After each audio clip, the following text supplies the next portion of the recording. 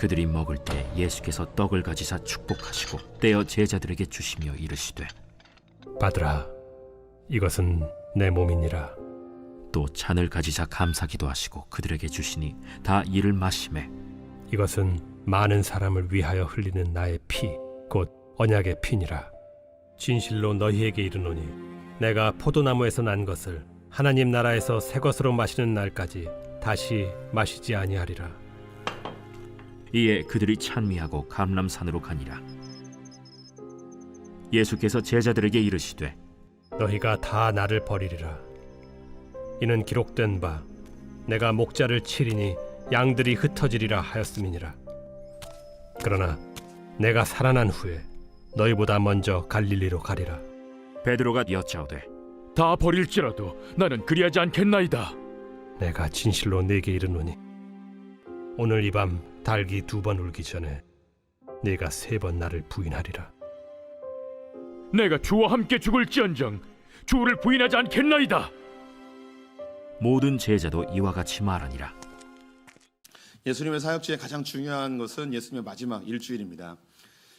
그래서 성경에서 복음서에서 가장 많이 화려하여서 설명하는 것이 예수님의 마지막 일주일이죠. 예수님께서 안식일 날 성전으로 올라가셨습니다. 그때 사람들이 종려나무 가지를 들고 흔들면서 호산나 호산나 주의 이름으로 오시는 이여 하면서 주님을 막 환호하였죠. 이스라엘 백성들이 환호했던 이유는 로마를 뒤집어 엎어버리고 이스라엘 왕이 오신다는 생각을 하였습니다. 그래서 모든 사람이 주목했습니다. 주의 이름으로 오시는 이여, 이것은 하나님의 성전에 법궤가 없었는데 예수 그리스도께서 직접 말씀 육신으로 오신 분이기 때문에 법궤의 실체이십니다. 그래서 성전에 들어가면 하나님의 영광이 성전에 확 임하여서 이스라엘이 회복될 것을 막 꿈꿨습니다. 그런데 이 예수님이 성전을 한 바퀴 삥 돌더니 아주 허무하게 내려가자 하면서 그냥 그 첫날을 내려가 버립니다. 수많은 군중들이 예수님의 뒤를 따르면서 이스라엘 회복될 것만 간절히 원하고 로마를 뒤집어 엎어버리고 멋진 슈퍼맨 같은 그런 영웅을 기대했는데 예수님 너무나 허무하게 집에 가자 그러면서 내려가 버리셨습니다. 그 다음날 다시 오더니 사람들이 또 구름대처럼 몰려들었겠죠. 그런데 몰려들었는데 예수님이 성전에 들어가서 환전상들의 상을 다 뒤집어 엎어버리고 비둘기 엎어버리고 그 성전을 엉망진창으로 만들어버린 거죠. 그들이 기대했던 것은 성전의 영광이 임하고 이스라엘 회복될 걸 꿈꿨는데 다 뒤집어 엎어버렸습니다. 이게 둘째 날이었고요. 셋째 날 다시 올라갔더니 난리가 난 거죠. 대제사장들과 서기관들이 도대체 저놈은 누구기에 이 성전을 이렇게 다 엉망진창으로 만들었는가. 그래서 예수님 다시 오신 걸 보고 붙잡아가지고 따지기 시작합니다. 도대체 네가 무슨 권위로 이따위 짓을 해야 되냐 하면서 막 소리치면서 따지죠. 그때 예수님께서 한 비유를 들어 하나님께서 자기를 보내셨음을 이렇게 설명해 줍니다. 그리고 그분의 권위가 당시 최고의 종교 지도자들이었던 바리새인들이나 사두개인들이나 서기관보다 더 뛰어나다는 것을 그들과의 논쟁을 통해서 스스로 입증해 내셨습니다. 그리고 예수님이 이제 예루살렘 성전 밖으로 나가실 때에 제자들 중에 한 명이 예수님 보십시오. 이 어마어마한 성전을 보십시오. 이 성전이 너무나 멋지지 않습니까? 그래서 예수님이 하신 말씀이 이 돌 위에 돌 하나도 남김없이 다 무너질 것이다 라고 이야기합니다. 제자들이 깜짝 놀라죠. 근데 예수님의 말씀은 권위가 있었기에 그리고 예수님이 말씀하신 것마다 다 이루어졌기에 제자들은 어떻게 그런 일이 일어납니까? 이것보다는 언제 그 일이 일어납니까? 라고 궁금해합니다.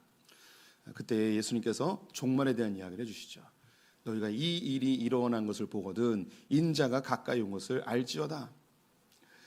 이 예루살렘 성전이 무너지는 이 일, 이건 징조예요. 이 일이 일어났다면 예수님이 말씀하신 다시 오신다는 것도 반드시 일어난다는 사실을 꼭 기억해라 하면서 이스라엘 백성, 이 제자들이 예루살렘 성전이 AD 70년에 디도 장군에 의해서 무너진 모습을 보았을 때에 그들이 베드로는 로마로, 마태는 이집트로, 또 도마는 저 인도로 다 흩어지면서 정말 주님 오시는구나. 주님 말씀하신 게 이게 실제였구나. 예루살렘 성전 40여 년 동안 지었던 이 성전이 한순간에 무너지는 모습을 보면서 이렇게 무너질 수 있구나. 주님 반드시 다시 오시는구나 라는 생각을 하게 됐습니다. 이렇게 성전 밖으로 나오셔서 셋째 날 이제 베다니로 가게 되죠. 이때 이제 대제사장들은 난리가 난 거예요. 논쟁에서 졌잖아요. 그래서 예수를 어떻게 잡아 죽이면 좋을까 혈안이 되었습니다. 그래서 어떤 이 계략을 써서라도 이놈을 반드시 잡아주고야만 이 유대교의 전통이 서겠다라고 생각해서 비책을 생각하고 있었습니다. 그런데 공통된 이 결론은 뭐였냐면 이 명절에는 잡아 죽이지 말자. 이 6월절에 이 예수를 잡아 죽였다가는 이 예루살렘에 몰려온 유대인들이 이제 난리가 날 것이다. 밀란이 나서 우리를 다 뒤집어 엎어버릴 것이다. 이걸 우리가 어떻게 감당할 수가 없다. 그러니까 이 명절이 지나면 우리가 몰래 저 예수를 좀 잡아 죽이자라고 그렇게 결론을 내렸습니다. 근데 우리가 알듯이 예수님은 명절이 지난 다음에 잡혀 죽지 않고 명절날 즉 6월절에 잡혀 죽게 되어지죠. 그 사건이 일어나게 된 결정적 계기는 바로 가룟 유다 때문이었습니다. 가룟 유다가 갑자기 마음이 변하여서 예수님을 6월절에 은삼심에 팔아버리죠. 팔아버리게 된 계기가 마리아가 자기의 향유옥합을 깨트려서 예수님에게 부은 그 사건.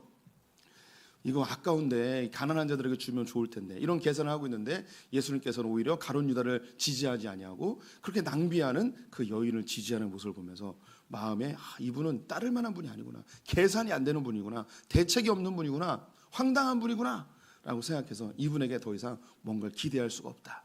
그래서 은30에 팔아 넘기게 되죠. 예수님은 그 사실을 다 알고 계셨습니다. 가룟 유다가 팔 것을 이미 알고 있었고 그 마음속에 사단이 들어간 것을 알고 있었죠. 그래서 그날이 이제 목요일 날 되었습니다. 목요일 날 저녁에 이제 예루살렘으로 올라가서 6월절 만찬을 즐기기 시작하시죠. 6월절 만찬을 마련하기 위해서 한 장소를 빌리게 됩니다. 그곳에서 떡과 포도주를 함께 떼며 6월절 식사를 시작하십니다. 그러면서 한마디 하는 거죠. 너희들 중에 한 사람이 나를 팔 것이다. 누굽니까? 누굽니까? 막 이야기하죠. 이 그릇에 함께 손을 넣는 자가 나를 팔 것이다. 이야기합니다. 예수님은요 가룟 유다를 보고서 너 나 팔려고 하지 이렇게 지목하여 말씀하지 않으셨습니다. 혹은 이놈을 당장 잡아 죽여야지 내가 안 죽는다 하면서 제자들에게 그 정보를 흘리지도 않았습니다. 가룟 유다를 지목하지 않았어요. 그래서 제자들도 누구인지 몰라요. 누굽니까? 누굽니까? 나입니까? 나입니까? 서로 누군지 모르는 거죠. 만약에 그 사이에 가룟 유다의 마음이 돌이켜져서 예수님을 팔지 않고 그가 회개하였다면 아무도 가룟 유다가 팔려고 했던 것을 알아채지 못했을 것입니다. 예수님은 우리에게 수치를 주는 분이 아니셨어요. 우리를 부끄럽게 하는 분이 아니에요. 가룟 유다, 예수를 팔아 죽이려고 한 그 사람마저도 예수님은 그를 부끄럽게 하지 않으셨습니다. 그를 질책하지 않으세요. 비난하지 않으세요. 오히려 기회를 주시죠. 네 마음속에 나를 팔려고 하는 거 알고 있다. 근데 나는 너를 수치스럽게 하고 싶지 않다. 마지막까지 기회를 주면서 네 마음을 돌이켜 회개하고 나의 참된 제자가 되면 어떻게 했냐며 그에게 부드럽게 대하는 모습을 보게 되죠. 예수님의 이 성품이 참 너무 멋집니다. 이런 것을 우리가 이제 닮으면 얼마나 좋겠습니까?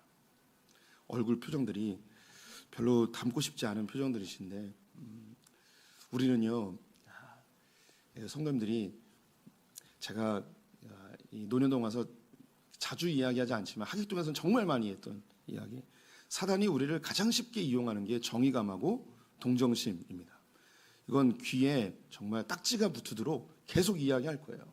사단은 정의감과 동정심으로 우리를 너무 쉽게 선동합니다. 너무 쉽게 속여요. 그러니까 우리 성도님들 안에 정의감이 일어나면 사단이 주는구나 딱 생각하셔야 돼요. 예수님은요 가룟 유다를 대할 때 정의감으로 대하지 않으셨습니다. 우리가 다 옳고 그름을 판단하고 싶은 그런 욕구가 있어요. 선악과를 따먹은 이후부터 사람들은 선과 악을 자기 중심적으로 선택하고 결정해요. 성경이 이게 죄라는 거예요. 선과 악을 구분할 수 있는 분은 오직 하나님밖에 없어요. 그래서 우리가 하나님의 기준으로 선과 악을 구분하여 그것의 옳은 길로 우리가 따라가는 거죠. 또 성경은요 나는 따라가지만 다른 사람이 따라가지 못한다고 해서 이걸 질책하거나 정죄하거나 판단하지 또 말래요. 오히려 성경은 그 사람을 너무너무 사랑한다면 권면하라는 말은 하고 있습니다. 그리고 모범을 보이라고 하죠. 성경은 그 어떤 경우에도 비난하거나 판단하거나 정죄하는 것을 우리에게 철저하게 금하고 있어요. 즉 다시 말해 정의감의 종로로 타지 말라고 그래요. 성도님들 절대 우리 신앙생활하면서 그리고 우리 사회생활하면서도 내 마음에 끓어오르는 정의감, 누가 잘못됐다, 이게 잘못됐다, 이걸 바꿔야 된다, 저걸 바꿔야 된다, 수많은 생각이 들죠. 왜 안 들겠습니까? 우리 안에 다 성곽의 기준이 있는데요. 그런데 이것을 입 밖으로 내지 아니하고요, 긍휼히 대하는 성도님들 되셨으면 좋겠어요. 그게 예수님의 성품이에요. 가룟 유다를 부끄럽게 하지 않으셨어요. 질책하지 않으셨어요. 그의 죄를 공개하지 않으셨어요. 부드럽게 대하시고 그에게 다시 기회를 주시고 따뜻하게 대하시는 이 가룟 유다에 대한 그 예수님의 태도, 저 역시 정말 배우고 싶습니다. 가끔씩 살다 보면 욱하는 게 얼마나 많은지요. 그럴 때마다 이것을 예수님의 성품으로 부끄럽게 하지 아니하고, 하지만 그가 바뀔 수 있도록 기회를 주고 기다려주고, 정말 은쟁반에 그 금쟁반에 은구슬이 굴러가듯이 정말 아름다운 말로 이렇게 사람을 이렇게 품을 수 있는 사람이 되면 얼마나 좋을까, 이런 생각을 하게 됩니다. 생각해 보면 참 제 마음에 좀 아쉽고 속상하고 그런 경우들이 많아요. 말 한마디로 사람들에게 상처를 주는 게 또 얼마나 많은지, 그런 데가 많습니다. 제가 처갓집에 결혼하기 전에 간 적이 있었습니다. 저희 처갓집에 할머니가 계셨거든요. 저희 아내의 할머니죠. 그래서 저는 그때 아직 결혼이 결정되지 않은 상태였기 때문에 처갓집 할머니에게 잘 보이고 싶었어요. 그래서 할머님 너무 아름다우십니다. 저는 나이를 거꾸로 드셨군요. 이렇게 고우신 분이 또 어디 있을까요? 이렇게 얘기를 했어요. 그랬더니 할머님이 저에게 뭐라고 그랬냐면 지랄하네 라고 하셨습니다. 지랄하네 그랬어요. 경상도 사투리로 아주 구수하게 지랄하네 라고 하셨습니다. 깜짝 놀랐습니다. 근데 나중에 알고 보니까 이 지랄하네가 뭘 그런 얘기를 다 하고 있어, 이런 얘기였어요. 그걸 좀 바꿔서 아유, 이 젊은 사람이 그 인생 살 줄 아네, 이렇게 이야기했으면 얼마나 좋았을까요? 근데 지랄하네. 근데 나중에 할머니하고 이게 이 관계성이 형성되니까 그 말이 그리워요. 할머니들의 구수한 욕 있잖아요. 그런 욕이 참 이렇게 구수합니다. 제가 교육자들에게요, 요즘 제가 회개하는데요, 욕을 해요, 자꾸. 제 교육자들한테. 제가 원래 그런 사람이 아니거든요. 그런데 여기 논현동에 온 다음부터 이 자식 저 자식 막 그러는 거예요. 그래서 어제도 우리 김현중 목사님에게 이 자식 이라고 얘기한 거예요. 웃기는 자식이네 이렇게 얘기한 거예요. 제가 이렇게 변하는 모습을 보면서 그 나이 드신 목사님들이요, 부교육자들한테 이 자식 저 자식 하면서 얘기하는 경우가 많았어요. 그래서 제가 뭘 느꼈냐면 내가 늙어가고 있구나, 이런 생각이 들었어요. 근데 우리 교육자들이 이런 얘기해도 상처를 받지 않고 이걸 구수하게 받아주더라고요. 그런데 윤수영 전사님은 저를 비난하더라고요. 목사님 왜 이렇게 욕을 많이 하냐고. 우리 성도님들, 예수님은 사람을 판단하거나 정죄하거나 부끄럽게 하지 않습니다. 혹시 제가 실수로 우리 성도님들에게 욕을 할지라도 우리 성도님들은 저를 비난하거나 정죄하지 마시고 목사님이 첫째 늙었구나 라고 생각하시면 되고, 두 번째 우리 목사님의 구수한 표현이구나 라고 생각하시면 되겠습니다. 그럼에도 불구하고 예수님의 이런 따스한 모습 배우고 싶습니다. 사람을 부끄럽게 하지 아니하고 사람을 품어주고 기다려주고 세워주는, 그 다음은 그 사람의 몫이겠지만 우리가 또 이 예수님의 성품을 닮아갔으면 좋겠다라는 생각을 해보게 됩니다. 예수님 참 따뜻한 것 같아요. 생각하면 할수록 우리 성도님들이 다 공통적으로 느끼는 게 예수님처럼 따뜻한 분이 어디 있을까, 이런 생각을 해보게 됩니다. 오늘은요, 예수님이 이제 성만찬을 본격적으로 하시고 겟세마네 동산으로 올라가시는 장면입니다. 예수님에게 있어서 정말 중요한 순간, 가장 의미 있는 순간, 그때를 꼽으라면 단연 성만찬의 순간일 것 같아요. 왜냐하면 제자들하고 마지막 이제 대화하는 시간이고 죽기 바로 직전에 예수님 유언처럼 이야기하는 장면이죠. 마태복음에는 많이 나와 있지 않지만 요한복음을 보게 되면 12장부터 20장까지 다 죽기 직전까지의 엄청난 이야기들이 거기에 담겨 있습니다. 그러니까 예수님께서 이 마지막 성만찬 때에 제자들에게 엄청난 이야기를 쏟아 부으신 거죠. 그만큼 중요한 순간이었습니다. 이 굉장히 중요한 순간에 예수님께서 두 가지의 귀한 장치를 여기다 심겨 놓으셨는데요. 예수님이 굉장히 엄숙하게 말할 때, 그리고 진지하게 말씀하실 때, 그리고 뭔가 굉장히 강조하실 때 사용하는 단어가 있습니다. 그 단어가 뭐냐면 아멘이라는 단어입니다. 우리 한글 성경에는 잘 나와 있지 않은데 원어 성경에 보면은 아멘이라는 단어를 쓰세요. 이 아멘을 어떻게 번역했냐면 진실로 진실로 이르노니 라는 말로 번역을 했어요.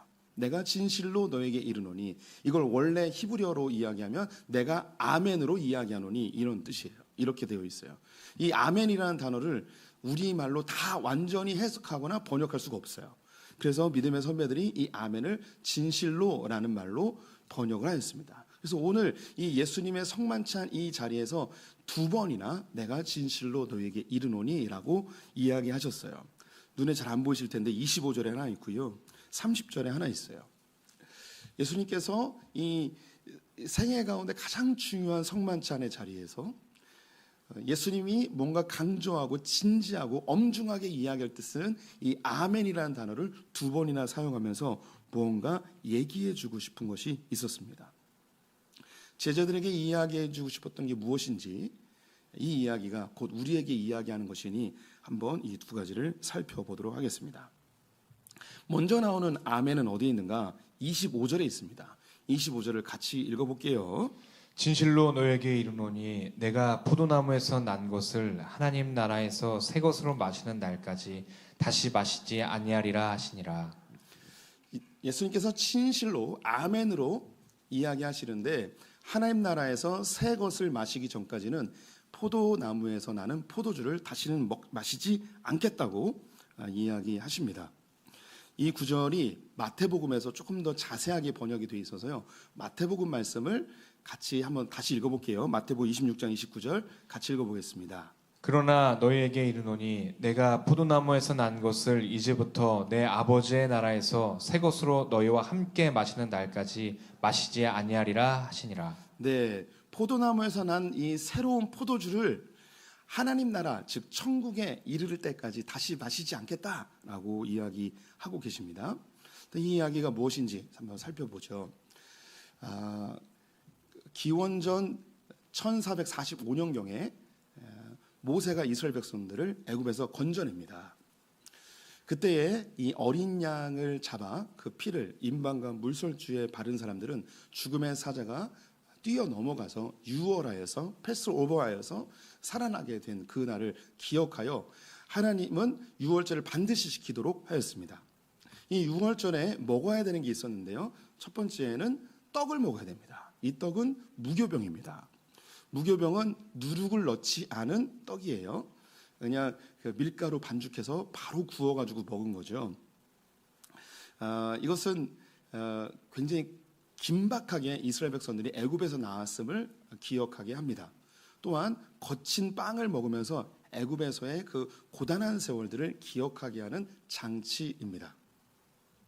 두 번째는 포도주를 마십니다. 이 포도주는 그 구약의 유월절에서 포도주를 마셔라라는 그런 명령은 없었지만 이스라엘 사회에서 포도주는 아주 자연스러운 현상이었죠. 이 포도주를 마시게 하는데 이스라엘 백성들이 유월절을 지키면서 이 유월절을 어떻게 지켜야 되는지 이것을 규례로 만들었습니다. 우리는 잘 모르는 것인데 15가지의 규례가 있어요. 이 15가지의 규례 중에 포도주를 4번 먹습니다. 4번 먹어요. 이거는 마태복음에 보면은 아주 자세히 나와 있어요.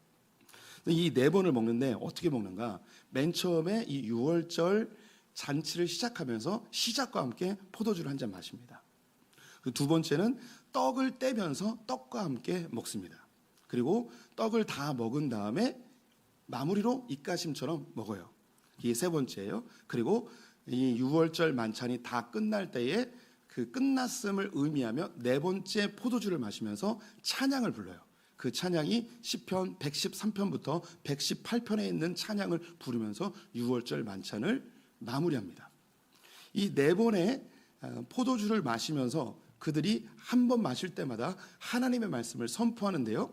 이것은 출애굽기 6장에 나와 있는 하나님이 이스라엘 백성들에게 유월절을 통하여서 하고자 하시는 네 가지의 목적을 하나씩 하나씩 읽으면서 읊으면서 포도주를 마시게 되어 있습니다. 그 내용이 출애굽기 6장 6절과 7절에 있는데요. 제가 번호를 매겨봤어요. 그래서 우리 성도님들 한번 출애굽기 6장 번호를 생각하시면서 이 번호가 한 잔 마시고 이걸 읊고 한 잔 마시고 읊고 이렇게 하는 겁니다. 우리 같이 읽어볼까요? 그러므로 이스라엘 자손에게 말하기를 나는 여호와라 내가 애굽 사람의 무거운 짐 밑에서 너희를 빼내며 그들의 노역에서 너희를 건지며 편 팔과 여러 큰 심판들로서 너희를 속량하여 너희를 내 백성으로 삼고 나는 너희의 하나님이 되리니. 네, 첫 번째 잔을 먹고 내가 너희를 반드시 데려올 것이다. 애굽에서 건져낼 것이다. 두 번째 잔을 마시고 내가 너희를 풀어줄 것이다. 속박에서 너희를 자유케 할 것이다. 라고 선포합니다. 세 번째 잔을 마시고 너희의 구속의 값을 내가 다 치루었다. 라고 이야기합니다. 그리고 네 번째로 내가 너희를 데려와서 내 백성이 되게 하겠다. 라는 이 고백을 하면서 이 잔을 마시게 됩니다. 근데 예수님께서 이제 제자들과 함께 유월절 만찬을 즐기시는 거예요. 시작하면서 한 잔을 돌렸어요. 그리고 떡을 떼면서 두 번째 잔을 돌렸습니다. 그리고 떡을 다 먹으면서 마지막 세 번째 잔을 돌렸어요. 그럼 이 성만찬이 그 유월절 만찬이 끝났잖아요. 이제 몇 번째 포도주가 남았습니까? 네 번째가 남았죠. 네 번째가 남았어요. 지금 예수님께서 다시는 포도나무에서 난 것을 하나님 나라에 이르기 전까지는 내가 마시지 않겠다라고 하면서 네 번째 포도주를 안 마신 거예요. 네 번째 포도주를 안 마시고 그리고 오늘 성경 말씀 26절에 보시면 이에 그들이 찬미하고 감난삼으로 가니라라고 돼 있어요. 제가 아까 이야기했는데 네 번째 포도주를 마신 다음에 시편 113편에서 118편을 찬양하고 끝낸다고 말씀드렸죠. 그런데 네 번째 포도주를 마시지 않고 찬양 부르고 끝나고 감난삼으로 가신 거예요. 네 번째는 안 마셨어요. 이 네 번째는 언제 마신다고 하시는 거냐면 하나님 나라가 이루어질 때 하나님 나라에서 너희들과 같이 마실 거야. 내가 이 마지막 잔은 내가 남겨둘 거야. 내가 반드시 너희들을 하나님 나라 인도에서 그 마지막 혼인잔치 때 너희들을 다시 만나서 이 마지막 잔을 너희들과 함께 브라보 외치면서 내가 너희들과 함께 마실 거야. 너무 멋진 말이에요. 나 이 마지막 네 번째 잔은 안 마신다. 너희들하고 다시 만나는 그날 그때 마시려고 나 남겨둘게. 이 장면이 요한계시록 21장에 나와요. 요한계시록 21장 말씀 우리 같이 읽어보도록 하겠습니다. 또 내게 말씀하시되 이루었도다. 나는 알파와 오메가요 처음과 마지막이라. 내가 생명수 샘물을 목마른 자에게 값없이 주리니 이기는 자는 이것들을 상속으로 받으리라. 나는 그의 하나님이 되고 그는 내 아들이 되리라. 네, 우리 성도님들 기억력이 얼마나 좋은지 검사를 해볼 필요가 있는데요. 이스라엘 백성들이 유월절 만찬에 네 번째 잔을 마신 다음에 고백하는 성경 구절이 있었어요. 출애굽기 6장에 있는 그 마지막 네 번째 구절이 뭔지 기억나시나요? 내가 너희를 내 백성으로 삼을 거야 라고 한 거예요. 근데 이 마지막 네 번째 구절이 이 요한계시록 21장에서 이루어져요. 내가 너희 하나님이 되고 너희는 내 백성이 될 거야. 21장 전에 19장에서 혼인잔치가 있고 주님과 함께 만찬을 즐기죠. 주님이 주시는 포도주를 그곳에서 함께 마시고 내가 다 이루었도다. 내가 이기었도다. 이루었도다. 라고 이야기하면서 너희는 내 백성이 되고 내가 너희의 하나님이 될 거야. 다 성취되어진 그 마지막에 주님과 잔치하면서 포도주를 마시며 이제 너희 내 백성이야 라고 주님이 안아주시는, 환영하시는, 품어주시는 그 아름다운 모습이 요한계시록 21장에 나와요. 예수님이 내가 진실로 진실로 너에게 이르노니 내가 이 포도주는 남겨놓을 거야. 하나님 나라에서 너희를 다시 만날 때 네, 그때 마실 거야 하면서 예수님께서 그 엄중하게 가장 중요한 아멘으로 이야기하는 이 예수님이 아멘이라고 이야기하는 것은 반드시 이룬다는 아주 강력한 의지가 이 안에 담겨 있습니다. 그들에게 곧 일어날 일은 그 예수가 죽는 겁니다. 사라져버리는 거예요. 3일 동안 못 보죠. 3년 동안 따라다녔던 그 예수가 갑자기 십자가에 못 박혀 죽어버려서 자기들이 꿈꾸었던, 자기들이 소망했던 모든 것들이 다 물거품이 돼버리는 그 순간, 내가 뭘까? 내가 무엇 때문에 이런 짓을 했는가? 난 어떻게 살아야 되는가?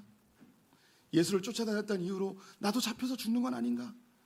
목숨에 대한 두려움도 있습니다. 내 인생을 어떻게 살아야 되는 염려와 근심이 갑자기 몰려들면서 어떻게 살아야 되는가 이거 고민할 그 제자들이 뻔히 보이시는 거예요. 그럼 내가 진실로 아멘으로 너희들에게 확실하게 내가 이야기하는데, 내가 이 마지막 잔 안 먹는다. 왜냐하면 너희들 다시 만날 거기 때문에. 저 천국에서 너희들 다시 만나서 그때 이 잔을 너희들과 함께 건배하면서 마실 거야. 너무 아름다운 주님의 선포입니다. 6월절에 먹어야 되는 거 제가 두 가지 얘기했어요. 하나는 떡을 먹어야 된다고 했고요. 두 번째는 포도주 마셔야 된다고 했잖아요. 근데 6월절에 정말 중요한 거 있잖아요. 뭘 먹어야 되냐면 어린 양을 먹어야 돼요. 그런데 예수님께서 제자들과 했던 이 6월절 만찬에서 떡도 있고 포도주도 있는데 양이 없어요. 양고기가 없어요. 이스라엘 백성들이 6월절을요 1500년 동안 지켰어요.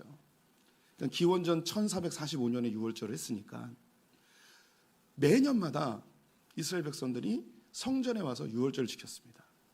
맥추절이나 초막절은 못 와도 6월절만큼은 꼭 와야 돼요. 이스라엘 절기에서 가장 중요한 절기가 6월절이에요. 우리 성도님들 그걸 1500년 동안 지켰다면 그들이 얼마나 이 6월절을 소중하게 생각했는지 아실 거예요. 그런데 예수님께서 오셔가지고 6월절에 대해 뭐라고 이야기하냐면, 이제 고기 먹지 말고 이 떡과 포도주를 마셔라 라고 이야기하십니다. 1500년 동안 지켰던 것을 뒤집어 엎어버리는 거예요. 고기를 먹어야 되는데, 제일 중요한 어린 양을 먹어야 되는데 이 어린 양 이제 먹지 말고 이 떡이 곧 나의 몸이다, 나의 살이다 라고 이야기하세요. 이제 양고기 먹지 말고 내 살을 먹어. 이제 포도주 마시지 말고 내 피를 마셔 라고 하며 우리에게 새로운 6월절을 지키도록 하십니다.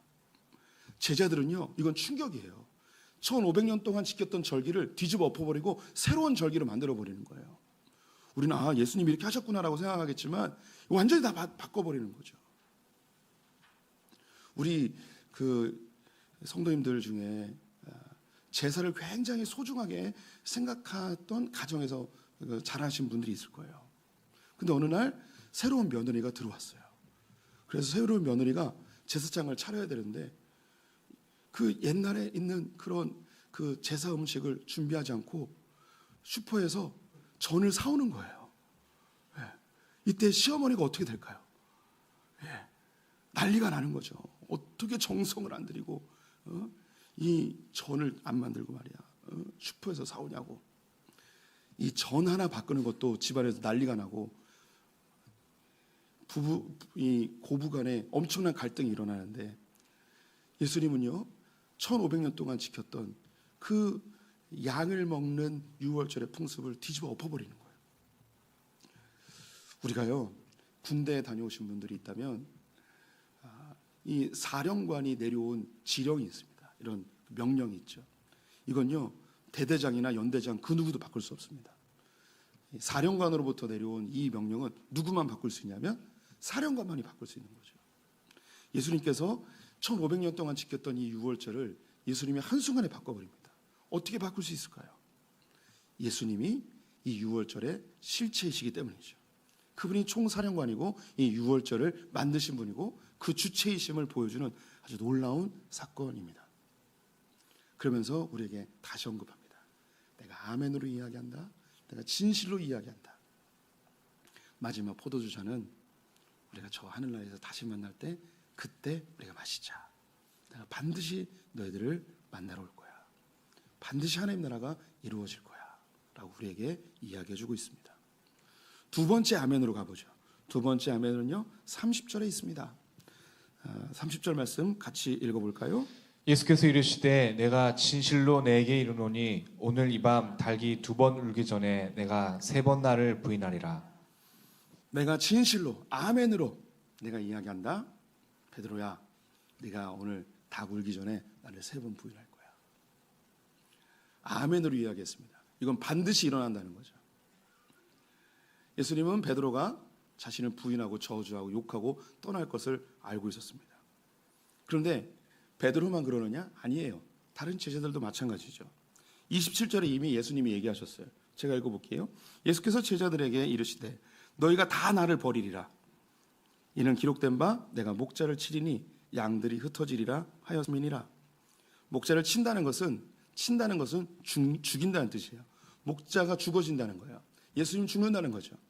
너희들이 내가 죽는 그 상황이 되면 나를 다 부인하고 흩어질 것이다.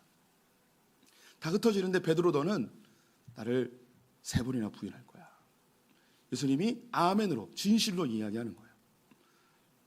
이걸 다 알고 계셨어요. 알고 있더니 예수님이 참 놀라운 게 뭐냐면 28절 말씀 보시면 그러나 내가 살아난 후에 너희보다 먼저 갈릴리로 가리라. 너희들 다 나를 부인할 거야. 그리고 다 떠나버릴 거야. 그런데 내가 갈릴리에 먼저 가 있을게. 우리 성도님들 중에 누군가 나를 배신했어요. 나의 뒤통수를 쳤어요. 나에게 사기를 쳤어요. 그때 어떨까요? 우린 그 사람을 잡아 죽이고 싶을 거예요. 우리 누구에게 이용당했다는 생각이 들면 견디지 못해요. 신뢰했던 사람들로부터 배신을 당했으면 우리는 분노가 치밀어 오릅니다. 예수님이 이야기하는 거예요. 너희들 내가 아멘으로 이야기한다. 진실로 이야기한다. 너희들 다 나를 버릴 거야. 나를 3번이나 부인할 거야. 그런데 있잖아. 난 그거 다 알기 때문에 갈릴리에서 너희들 기다리고 있을게. 위에 있는 아멘과 밑에 있는 아멘을 연결해서 생각해 보겠습니다. 너희들은 나를 따라오고 내가 가고 있는 길을 다 잘 순종하여서 헌신하면서 나를 위해 목숨도 바쳐서 나를 위해 충성하며 나를 위해 살 수 있을 것 같지? 내가 진실로 이야기하는데 너희들 절대 못 살아. 너희들 절대 못해. 너희들은 이익 때문에 목숨의 위기나 너희들이 손해보는 것 이런 것 때문에 나를 부인하고 나를 저주하고 나를 모른 척하고 심지어 나를 갈기갈기 찢을 거야. 그런데 나는 또 널 기다릴 거야. 너희들을 처음 만난 그 자리에서 다시 기다릴 거야. 그리고 마지막에는 너희들과 그 포도주를 마시면서 저 하늘나라에서 영원한 잔치를 난 누릴 거야. 우리는 주님을 잘 섬길 수 있다고 착각합니다. 우리는 자기 신앙이 괜찮다고 생각합니다. 평온할 때 교회 좀 다니고 봉사하고 헌신하고 그러면 내가 괜찮은 사람인 것처럼 생각합니다. 하지만 우리의 인생의 여정 속에서 위기의 상황, 벼랑 끝에 서는 상황 이런 때가 되면 언제 내가 예수를 따랐는가 생각하면 그 예수를 순식간에 버릴 수 있는 것이 우리입니다. 주님은 우리를 잘 아세요. 그리고 이런 우리를 위해서 십자가에 달려 죽으셨습니다. 그리고 우리가 처음 만난 그곳에서 주님은 여전히 기다리시면서 다시 시작해보자. 다시 일어나서 다시 가보자. 그 먼 마지막에 내가 너와 함께 마지막 포도주 잔을 마시면서 완성된 하나님 나라를 난 너에게 선물로 주고 싶어. 절대 포기하지 마. 다시 일어서자. 내가 다시 너에게 기회를 줄게. 주님이 마지막 잡혀 죽이시기 바로 직전에 말씀하신 게 뭐냐면 진실로 아멘으로 주님이 엄중하게 강력하게 우리에게 이야기하는 것 너는 못해. 너 나 사랑 못한다. 내가 널 사랑할게. 너 나에게 헌신한다고? 아니야. 내가 널 위해 헌신할게. 네가 나를 위해서 모든 걸 바친다고? 아니야, 못해. 내가 널 위하여서 모든 걸 바쳐줄게. 이 세상에 있는 많은 신들은요, 그 믿는 자들에게 헌신을 요구하고 갖고 있는 것을 내놓으라고 이야기합니다. 우리 성도님들이 세상에 있는 다른 신들을 다 샅샅이 찾아보세요. 모든 신들이 그렇습니다. 뭔가를 자꾸 요구해요. 그런데 우리가 믿는 예수님은요, 우리를 위해서 내어주시는 분이세요. 우리를 위해서 먼저 사랑해 주신 분이세요. 목숨을 아깝지 않게 내어주세요. 우리에게 헌신을 요구하시는 게 아니라 예수님이 우리를 위해서 먼저 헌신해 주시는 분이십니다. 예수님, 우리가 넘어져도 또 반복적으로 우리를 기다려 주십니다. 가룟 유다에게 했던 것처럼 우리를 수치스럽게 하지 않으십니다. 우리를 부끄럽게 만들지 않으십니다. 그 예수님의 사랑에 감격하여서 감동하여서 스스로 뉘우쳐 주님께 나와, 주님, 저는 아무것도 아닙니다. 저는 아무것도 할 수 없습니다. 주님의 사랑이 아니고는 아무것도 할 수 없습니다. 주의 사랑만이 나를 붙들어 주십니다. 하나님 나라는요, 그 예수님의 사랑에 감동하여 반응하는 사람들이 들어갑니다. 우리 성도님들에게 더 결단하십시오, 더 헌신하십시오, 더 충성하십시오, 이런 이야기보다 주님의 사랑에 더 감격하십시오. 그 따스한 사랑, 그 부드러운 사랑, 그 한없는 사랑, 그 사랑에 더 깊이 빠져드는 우리 성도들 되었으면 좋겠습니다. 제가 이런 설교를 할 때 되게 슬퍼요. 뭐가 슬프냐면 저의 언어의 한계와 저의 표현력의 한계 때문에 슬퍼요. 그 예수님의 그 충만하고 아름답고 찬란하고 따뜻하고 그 부드러운 사랑을 어떻게 전달해 주고 싶은데, 그래서 제가 목소리도 부드럽게 하고 있는 거예요. 얼굴도 그 예수님의 사랑이 어떻게든 전달되도록 인자한 모습을 하고 있는데 인자해 보이지 않죠? 인상 쓰고 있는 것 같죠? 잘 안 돼요. 예, 잘 안 돼요. 예. 제가 요즘 거울을 보면서 웃는 연습을 계속 하고 있습니다. 안 돼요. 그래서 슬퍼요. 예. 우리 김현중 목사님처럼 인자한 얼굴의 사람이 와서 이렇게 설교하면 잘 전달될 텐데 저는 잘 안 돼요. 근데 우리 성도들, 제 얼굴을 보지 마세요. 예. 주님의 사랑을 바라보세요.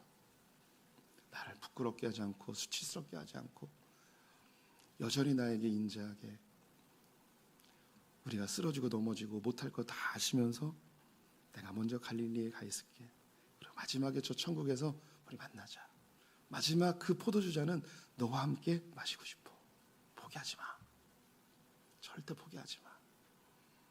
끝까지 이 사랑 붙들고, 내가 너에게 헌신을 요구하는 게 아니야.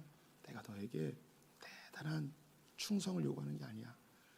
내가 널 얼마나 사랑하는지 이거 알고 끝까지 믿음 지키면서 주님 바라보면서 그 길을 함께 걷자.